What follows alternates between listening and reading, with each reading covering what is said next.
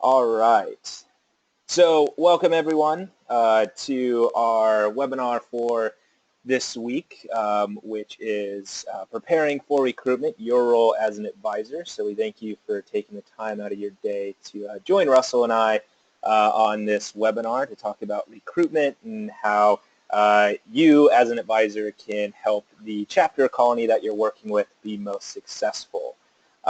So to do some brief introductions, my name is Hayden Ron. I am a alumnus of the University of Oregon chapter, where I graduated last March with a degree in general social sciences. I've spent the past year as a leadership consultant focusing on the University of Texas at Austin expansion, Florida International expansion, and the Syracuse University expansion.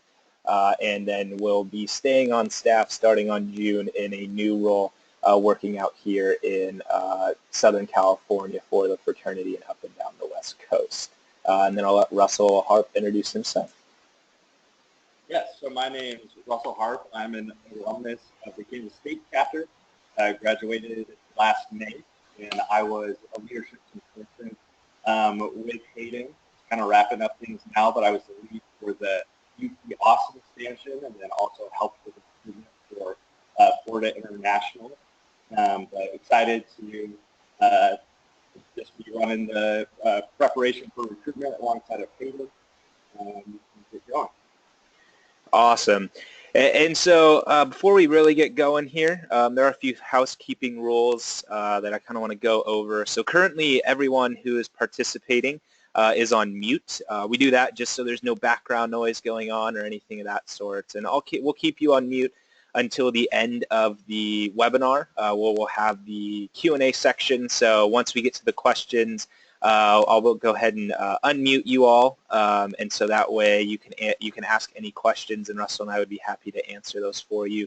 Or with the questions, you can ask those in the question section of the panel for the webinar, and that will pop up on my screen, and I'll be able to get those answered for you.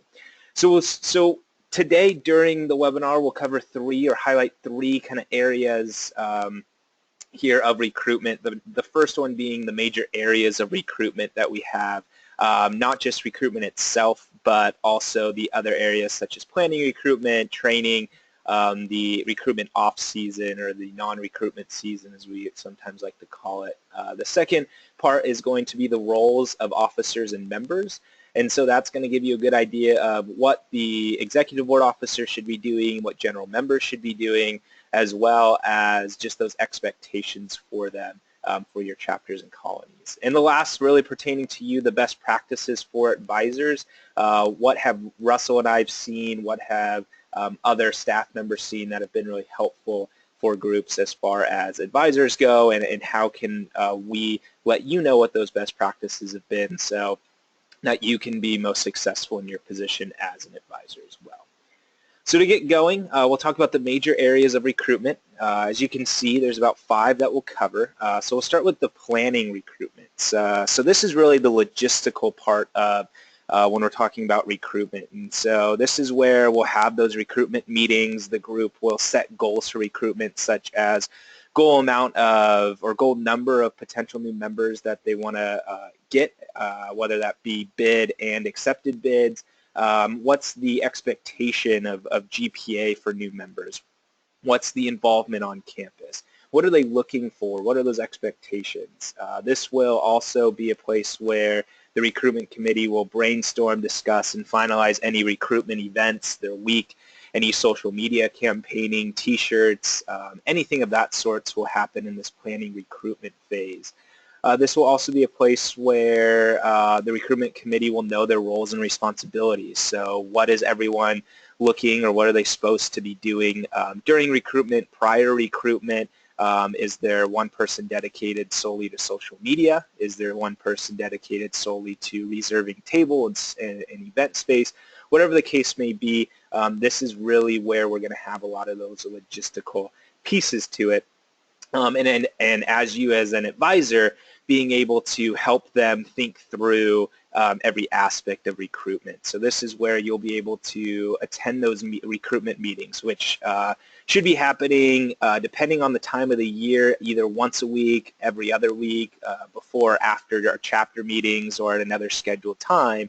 And so having your presence at the meeting as an advisor, being able to share your knowledge and experience and your oversight and kind of be able to advise what should be happening or answering any questions that the undergraduates might have for you. And then we have recruitment training or recruitment seminar. Training and engaging the entire chapter for recruitment is going to be key. A lot of times the full weight and responsibility of recruitment is put on the recruitment chairs and everyone else takes a back seat, but that should not be the case. We'll explain the roles of the entire executive board and general membership here in a second, but really want to emphasize educating, motivating, and involving the entire group to be successful. So this training can happen before or after a regular meeting or scheduled as an additional mandatory meeting. Really whatever works best for the group, but set aside an hour or more to cover really effective recruitment tactics, the do's and don'ts for recruitment, give them some conversation prep, and then really talk about the positive and consistent message you want to be sharing and what you're looking for in members and so on. I really suggest getting several advisors and alumni involved and having the time to split up into groups to discuss these different topics and facilitate as a large group. And if possible, you can even set aside time for one-on-one or small group role-playing and training. But remember to go over national loss prevention policies, your local IFC policies, and university policies so everyone is on the same page for these recruitment rules and expectations. But lastly, before the training or seminar is over, it's important to really have the chair members and committee members go over their goals, their expectations for the chapter, requirements of the members, and then really just either going over the timeline or using time to set the calendar and what those events are going to look like for the entire year. Great. And then that leads us into recruitment itself. So as we look at this, we've had our planning recruitment, we've had our recruitment training, and so recruitment itself is going to involve the full chapter. So like Russell said, recruitment is not just a recruitment committee or chair position type of responsibility, but rather it is the full chapter. It's the alumni in the area or alumni of that chapter. It's you as advisors showing presence at this recruitment event, at these recruitment events, because we want to provide the potential new members with a good idea of who the chapter is, what the chapter does, who are the alumni, who are the advisors, who are those people that are supporting, that are resources, what are they going to be expected to do, or what are some expectations as far as during the week, whether it be chapter meetings or events or brotherhood events, what are those things that they need to be doing or that their expectations of doing. So we want to involve everyone in that process. Additionally, recruitment should be focused on the 4 founding principles, friendship, character, culture, and justice, as well as the mission of Delta Upsilon of building better men. So you want to make sure as an advisor, ensure that that's really a focus during recruitment when talking to potential new members. You also help with any tough situations that might arise, also answer any questions that undergraduates might have. Just really, again, be that resource for them. And then lastly, like Russell said, making sure everything follows loss prevention policy, IFC policy, university policy, so that everything goes really smoothly during recruitment. So for membership selection and extension of bid, like Hayden said, with just for recruitment in general, really want to be focused on our 4 founding principles and our mission. So we're looking for like-minded members who agree and have an interest with what we value as an organization. But outside of finding men of merit, we really want to make sure we're following our bylaws personal to each chapter. So really this can vary from chapter to chapter, and it's important as an advisor to know what your chapter has in their bylaws specifically for recruitment, making sure that the entire chapter is aware of what is written and actually helping them follow through with those bylaws. Some examples could be what your chapter has set for legacy, how many members the potential member needs to meet with before an invitation is extended, or who gets to extend the invitation, whether a vote needs to be made beforehand or if that can be up entirely to the recruitment chairs. But having the expectations outside of the mission and principles is definitely okay. It kind of makes things easier when they're more defined.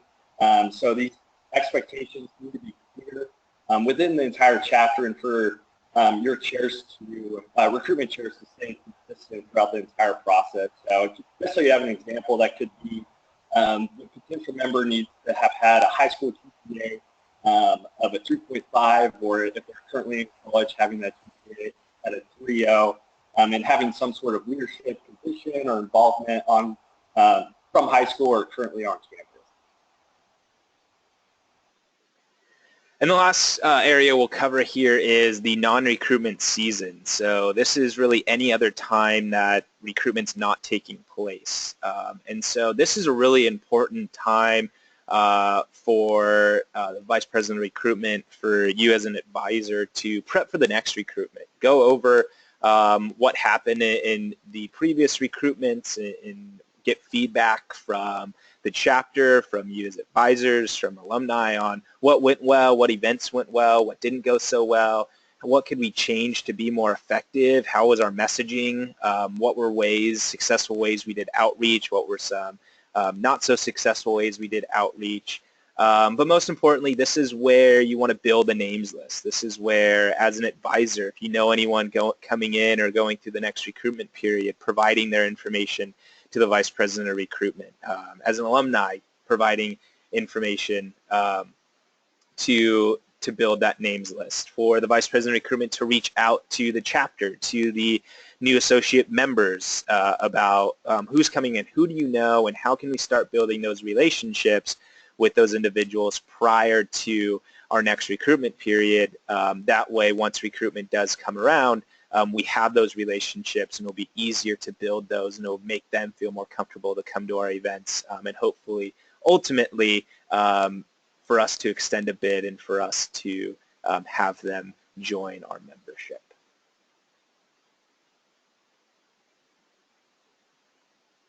And now we're going to really get into the roles of the officers and members. It's important that we're advising the recruitment chairs in the best way, but also want to make sure that other officers and members are playing their role and playing their part as well. So for the president, this guy's going to help out the VP of recruitment with membership engagement and holding members accountable for what is expected of them. He is definitely the motivator, encourager during recruitment. That's going to be key, but he takes on recruitment leadership when the VP of recruitment cannot. And in some cases, he'll help out with membership selection and invitation of membership, but really helps ensure all events follow loss prevention policy. Yeah, the next is going to be the Vice President of Membership Education. They are, like the President and every other Executive Board officer, ensuring membership engagement, ensuring that members are at events, that they're engaged with the potential new members. They also take on a leadership role when the Vice President of Recruitment cannot, or any other Executive Board member cannot. But they really make sure and answer any questions and clarify and clearly communicate the associate member education process to potential new members. So at any point, if there's a potential new member who's asking about the education process, what that looks like, the VP of Membership Education should be able to, is expected to talk about the 8-week program and talk about how that looks and how there will be absolutely no hazing involved in what that's going to look like. And so they're really kind of getting the members engaged on the chapter side, but also making sure that they're answering and clearly communicating any information as far as the associate member education process goes. And then with VP of Recruitment, obviously has a huge role because he's overseeing and leading the entire process. He plans all recruitment, takes on the leadership role to engage and motivate the rest of membership in recruiting members, and he oversees the recruitment committee and any other chairs involved, and he runs the membership selection and invitation of members and really planning all the events and ensuring that they do follow the LP policy. And then that leads into the Vice President of Loss Prevention. So he as well is helping membership engagement, but ensuring that all recruitment activities are abiding by loss prevention policy, that there's no alcohol involved in recruitment events, that everyone is staying safe, that all recruitment events and messaging abide by, like you said, university policy, loss prevention policy, and IFC policy. VP of External Relations. He helps VP of Recruitment with membership engagement, and then again takes on the leadership role when VP of Recruitment is not. But really the biggest duty is to help out the VP of Recruitment on social media messaging to any potential new members, and then even any other marketing material that goes out. So this could be flyers, posters, shirts, informational documents. Really his focus should be on keeping a consistent message and brand for the chapter throughout the entire process. Yeah, and the next is the VP of Finance. Their main role in recruitment is ensuring that they're clearly communicating to both potential new members and families the financial commitment of the chapter or colony. So they need to be transparent with them. They should have a document in which they can provide to both the families of the potential new members and the potential new members themselves on what are the costs going to be as an associate member, what are the costs going to be as an initiated member, so that the potential new member and families are well aware of that prior to receiving a bid or getting a bid or accepting a bid. Sorry.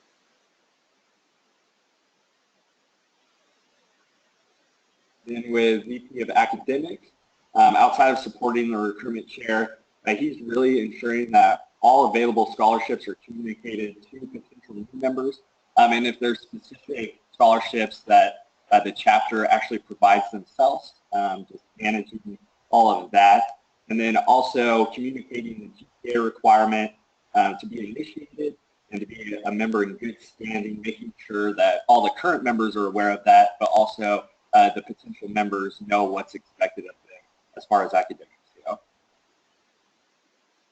And then with the Vice President of Administration, they're taking attendance at events to make sure that members are showing up. They're taking pictures. They're making sure that social media is updated. The website is updated, taking care of, if needed, any reservations or helping out with any reservations as far as event space, tabling, rooms, whatever the case may be. They're really kind of catching the rest of that for exec and taking care of those behind the scenes and making sure that filling in into spots wherever needed, such as room reservations or making sure pictures are being taken or attendance is being taken. Then we want to talk about the general membership and those that don't have an actual title but are going to be very engaged and crucial for the recruitment process. It's important that they support, they are the support at all the recruitment activities. Some chapters have a set amount of events that they need to attend, whether that's 8 out of the 10 or 75% of those events, but making sure they're attending as much as they can because they're going to be the ones really developing relationships, telling the guys on the organization and doing the upfront recruiting. So making sure they're properly educated and trained, but they should be using their training and personal experiences to really sell the potential members on the organization. And so these guys, they do have a say in membership selection and should be giving helpful opinions on who they spend time with because the VP of recruitment may be everywhere and not going to spend a significant amount of time with these potential members. So really relying on the general membership to make the right decision. And now we'll cover the best practices for you as advisors. And so Russell and I, as well as some staff at IHQ, kind of thought about what are some main roles for you as advisors. So of course the first one is supporting recruitment. You're there to be a resource to help the recruitment committee, to help the VP of recruitment, to make sure that it's running smoothly, to make sure that they're following every every guideline or policy or the bylaws in which they need to, and just helping out. You're also there to oversee and have an oversight with the recruitment planning. So again, this goes back to being at recruitment meetings, having that presence, using your experience to help them plan recruitment, help them go through the steps of, are we missing anything? Is there anything else that we need to add to this? What are some areas of concern with these events? What are some events that have worked really well in the past? So really just kind of that oversight. You're also the support with the recruitment seminar or training. So this is where you can help facilitate, be the facilitator, again, using your experience, using your knowledge to go through that training and help the group grow and help the group understand the importance of recruitment and feel prepared for recruitment. Again, like we've said before, you're also ensuring that everything's in accordance with loss prevention policy, with IFC policy, with university policy. You're also offering insight on membership selection, so making sure that it's consistent, which we'll cover in a little bit, and then obviously just overall support when needed and holding the group accountable. So kind of, again, being that resource and holding the group accountable when it comes to recruitment and that they're doing everything and following everything they need to. So jumping into best practices, the first point of advice we can give is that communication is going to be key. It doesn't necessarily need to be constant communication every day, but we suggest at least communicating with email, text, phone, at least once a week. And obviously we understand that recruitment looks different from campus to campus, whether that's a week of formal recruitment or open recruitment throughout the entire semester, whatever that may be. Just making sure you're consistently getting updates and able to give advice when you can through the recruitment process. Yeah, and the next is participating in recruitment committee meetings. And so this is, again, just showing your presence, and this is in person, over the phone, on Skype. This will allow for you to have that input, allow for you to know what's going on. You know, in person is obviously probably the best way to do that, but again, over the phone or on Skype or Google Hangout or however it works best for you and the recruitment committee with your respective university, chapter and colony is perfectly fine. If for some reason you can't make a meeting, you can't be on Skype, you can't be on the phone, always make sure that you're getting updates from the VP of recruitment. You know what was said, you know what they kind of talked about, you know what's coming up, so that way you can advise as best as possible with as much information as possible. And then it's important to familiarize yourself with the IFC recruitment schedule, policies, events, and maybe even traditions. If you haven't already, I really suggest introducing yourself to the FSL director, assistant directors, anyone on staff, so that you're familiar with them and can start that relationship, because there may be a situation or something that comes up with recruitment where you need to reach out to them, take care of a situation, or just have questions.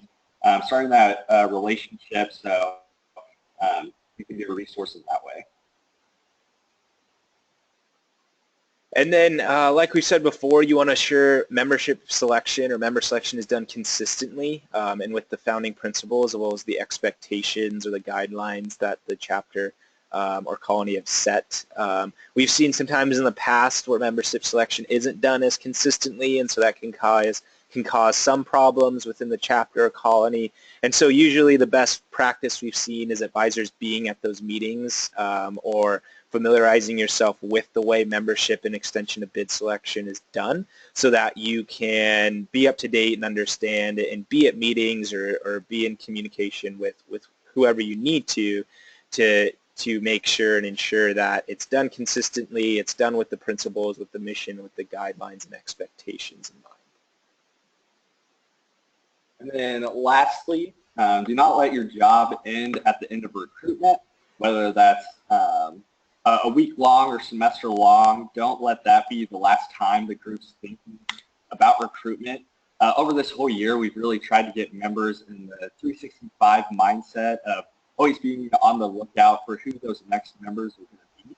So even though that recruitment week might be over, you can still be creating that names list, like Hayden said, starting to build those relationships for next time, and just really ensuring that the chapter and the board is focused on recruitment, since it's such a key part of the success of the entire chapter.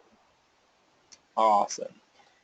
Great. Well, that's all we have as far as our webinar goes and the information that we've provided or that we're looking to provide. And so what we'll do now is I'll go ahead and unmute you all. And if you have any questions, go ahead and let us know, and we can answer those for you. And you can either type those in. It might be easier to type those in just with the background noise so there's not all this background noise going, or you can raise your hand and I can unmute you as well. And so whichever way is easiest for you, probably to raise the hand or type in the question, Russell and I would be happy to answer those. So we'll give a few minutes to see if anyone has any questions and go from there.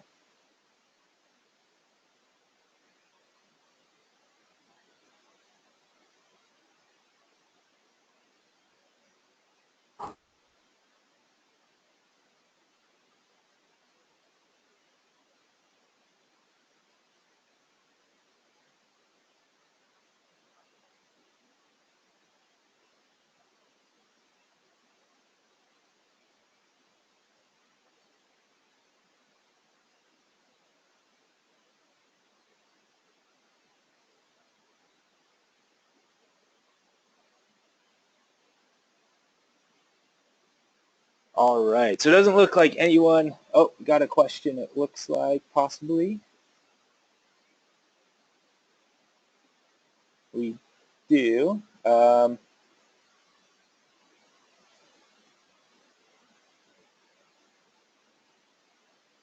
Let's see here.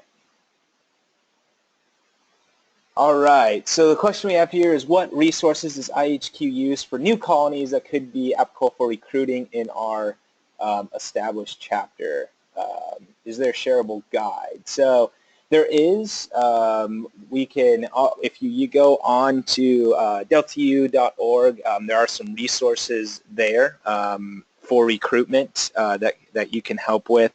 Also, sometimes you can reach out to either Russell and I. You can send us an email here. Our email's at mine's ron@deltau.org, and Russell's is harp@deltau.org, and we can pass those along or get you in touch with other groups that might be having some of those same or similar groups, so that we can get you or we can allow for you to have the ability to look at those and reach out to those people. But there are resources. Feel free to email us so that we can send those to you. Sometimes the website's a little bit tricky to maneuver, so we'd be more than happy to make sure we get those answered for you and make sure that we get those resources to you. All right, and we got another one. It says, in terms of recruiting and bid selection based on the 4 founding principles, are there any checklists available to use while discussing a P&M? I don't know for sure. Let's see if Russell has any information on that one. I don't know of a checklist that we have from headquarters, but I do know of groups that have really gone through each principle and tried to define what that looks like and what they're looking for membership, or members who really live those out. So maybe setting what's the expectation for academics? Okay, does that fall under character or involvement on campus? Which one does that fall under? And having those things already set in advance and having those written out so they know, of course, along with. Yeah, I would also say, like I said before, we love to connect groups with other similar groups. So again, if you want to shoot us an email, you definitely can, and we can see if other groups have made checklists. But like Russell said, during kind of that planning recruitment period or during those recruitment meetings, that could be a really good time to kind of sit down and go through those 4 founding principles, go through those expectations, and kind of have that document or have those points of what are we looking for and what that looks like as far as membership selection goes. All right, let's see if we have any others. It doesn't look like it, so we'll have Russell kind of wrap us up here. So we just want to thank you for chatting with us and tuning in for the webinar. Again, if you do have any questions after either hearing this recording or taking some time to think on it, you can definitely reach out to us at our emails. I didn't mention earlier, but I'm only on staff for the rest of the month as a leadership consultant. I'll be going on to get my master's in higher education administration. And we'll be back at K-State actually and advising the K-State chapter. I'm still involved in some capacity, but even so, I'd still love to talk and brainstorm with you about anything to do with recruitment or other chapter operations. So please use us as a resource as you're starting to work with your officers for the coming year. Yeah. All right. Well, thank you all. We appreciate it, like Russell said, and like Russell said, just to echo that, feel free to reach out to us. We love to be a resource, and we hope you all have a wonderful rest of your Wednesday and a wonderful rest of the week. So you all have a good day. Thanks. Thank you.